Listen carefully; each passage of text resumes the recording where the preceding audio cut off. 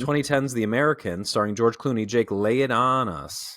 Well, I chose this movie because, like we've talked about with the later films, it can be a little dicey with trying to find one that I've seen that you haven't. Amongst these big and critically acclaimed movies. But The American was one, like you mentioned, not a lot of people have seen, and people who did see it were pretty not happy with it. I was actually working at a movie theater in Montgomery, Alabama at the time that this came out, and we had a lot of walkouts on this movie just because people were like, "What is this?" Like I see George Clooney running with a gun on the poster, like that's what I want to see, and the movie is very much not that. So it's a little bit infamous, at least in my memory from time working at movie theaters. We had probably more walkouts on that than maybe like any other movie that I remember playing like at the time, just because people were so not enthusiastic about it. But that being said, I actually really like the movie, and I think it's a really interesting character piece about a spy who is maybe trying to get out of that life, but has just been in it for so long that it's going to be really hard for him to get out. It's very light on plot and very heavy on character. It's a really, really understated George Clooney performance where he isn't doing the things. And I love George Clooney. I think he's given him many great performances,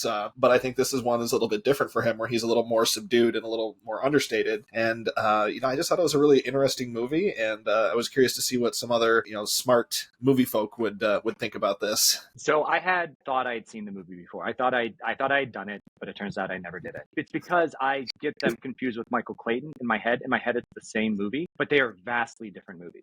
Like Michael Clayton is pure George Clooney doing George Clooney things. This is, like you said, a much slower, like totally against the advertisement, which is action-packed thriller, spy, blah, blah, blah. And it's totally not. If I'm being 100% honest, I'm not at like walkout level with the movie. I didn't enjoy it as much as I thought I did, because we can get into the details of it, but basically I thought it was set up. It was like I saw where it was going, was like, oh, this heavily character driven thing. I just didn't find myself caring about either him or some of these secondary characters.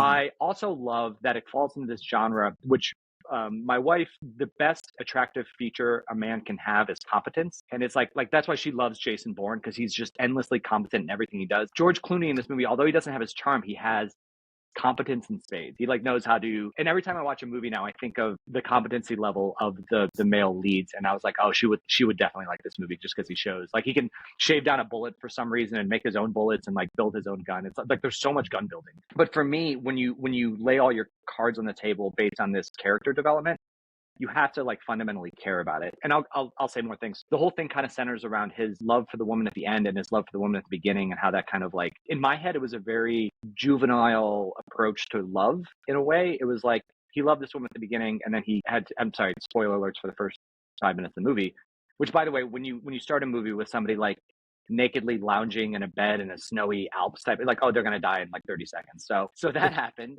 So he had to kill her for a kind of unknown reasons to me. I was like, I guess so.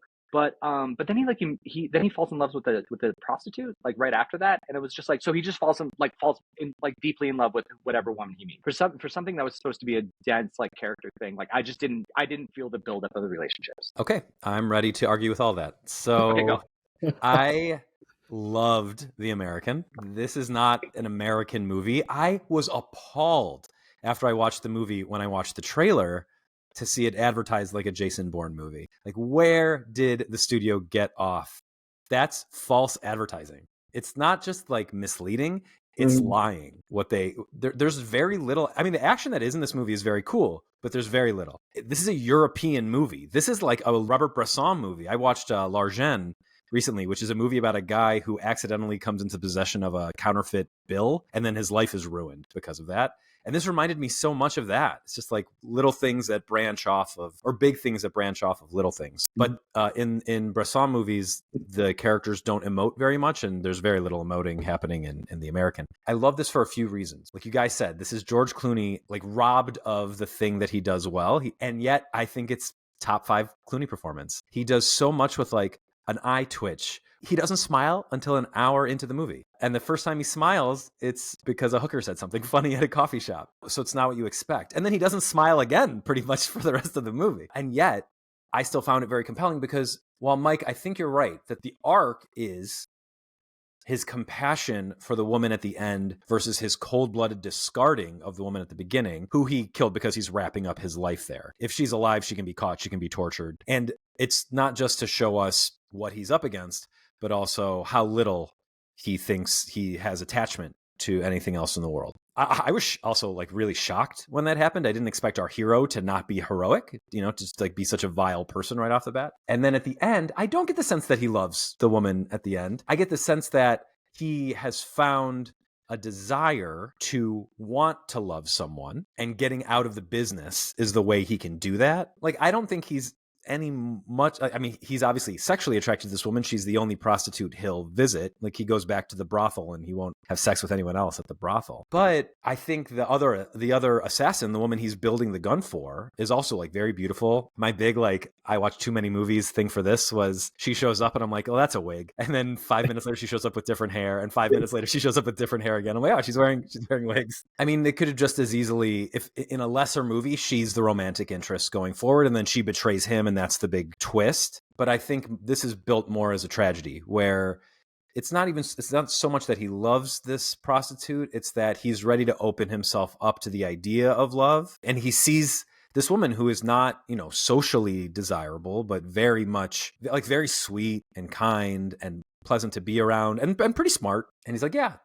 I'm feeling open to this. It's time for me to get out. I'm not just going to hide out in this place. I'm going to get out. And then, like you said, one of the real pleasures is watching him just like know what's coming at every turn. I hate a movie where I'm 3 steps ahead of the main character. So I like that he was also 3 steps ahead of the people who were trying to betray him. And I just thought it really worked well. And I feel like an American remake of this movie, which won't happen because it has an American star, would be so bad.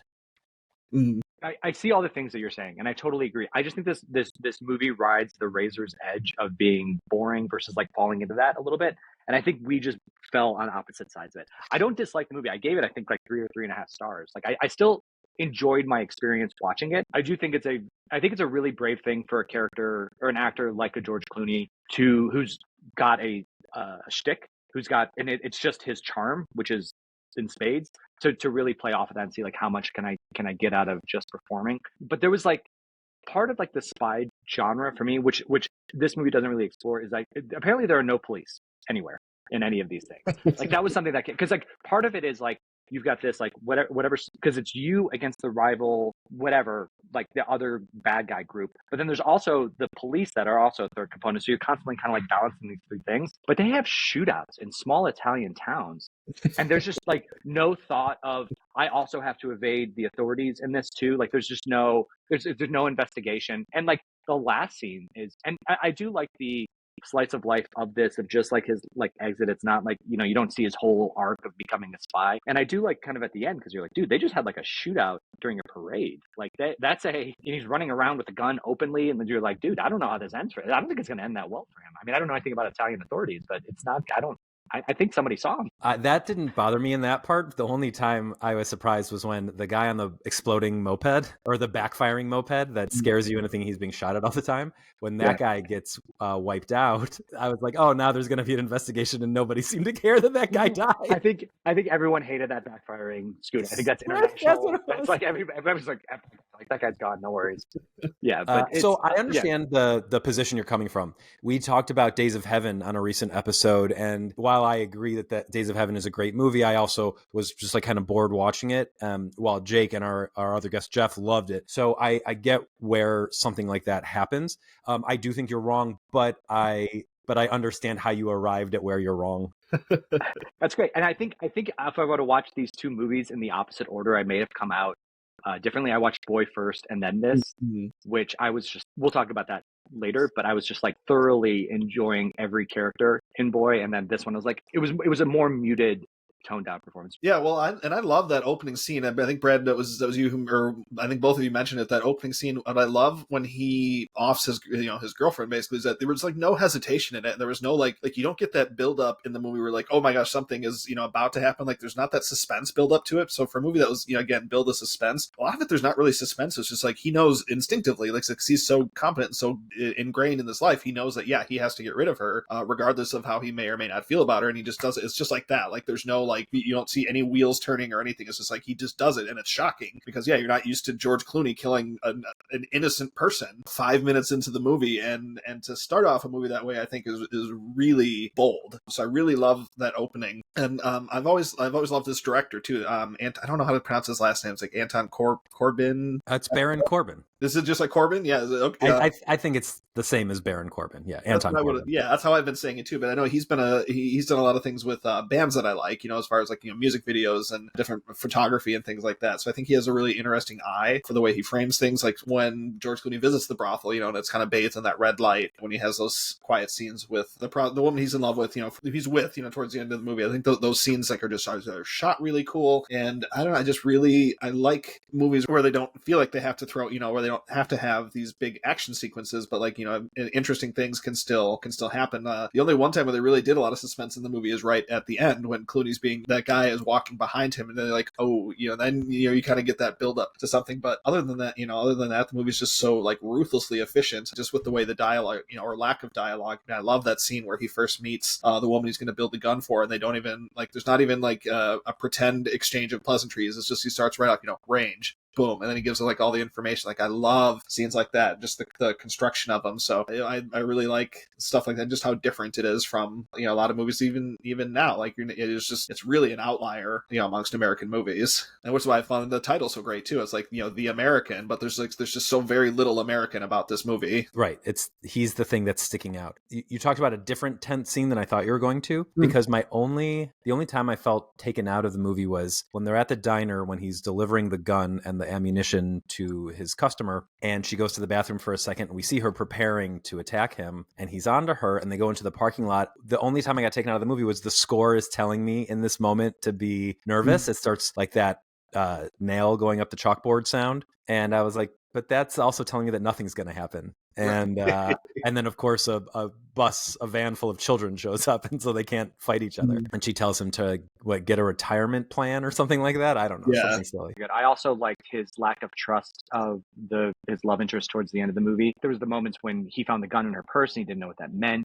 I thought that his kind of broken trust was played out really well, and his misunderstanding of that. There's a little bit, and I wanted more of this again, because I think about the competency component of it a lot. I wanted his competency in the spycraft world to contrast his lack of competency in normal real world situations. But he was just he can't not be George Clooney at sometimes. Like he was just like, I don't agree.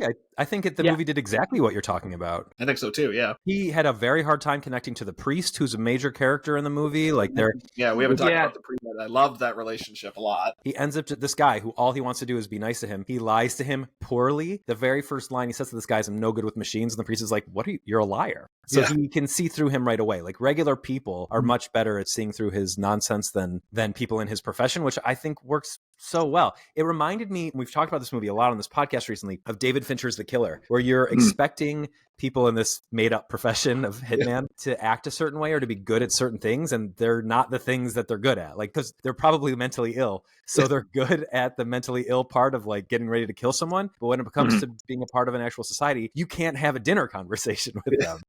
All right, I'm very glad we're having this conversation, because I'm coming around more and more to this movie, because I did like the way that because I agree that the action sequences in this movie were very, very well done. They were not John Wick style, like super clean. I mean, it was sloppy a little bit. Like, especially I thought in the opening sequence when he killed the second gunman, the one in the car, because he was like, I mean, he got a good shot at the first sniper, but then there was the other guy in the car, and he just like sloppily just ran at him, just firing a pistol at him, and just got him, and like wasn't like, I thought that stuff was very well done. Yeah, I agree completely. And what I love about that even more is that's reflected later in the movie when this woman, who seems like this ultimate assassin, major spoiler alert for the end of the movie, ends up killing herself by accident because she doesn't know that the gun is set up to backfire because he's ahead of her. So you have basically made it so like you have this idea of what this covert killing syndicate and lifestyle is like, but they're all morons. I love when movies do stuff like this. That's why I love a lot of mob movies, because it exposes how stupid criminals are. And it's basically doing the same in this and The Killer. It does the same thing. One of the things I love about Never Did It, and this happens all the time when Jake gives me a movie that I think I liked a lot, and actually I loved it, is Jake telling me why I actually loved it. And I hope we were able to do that a little bit for you for The American. I'm like a full half star to star higher rating after talking to you guys about it. But it's just because I like you guys a lot, you know. Yeah, that is the mission of the show. Yeah.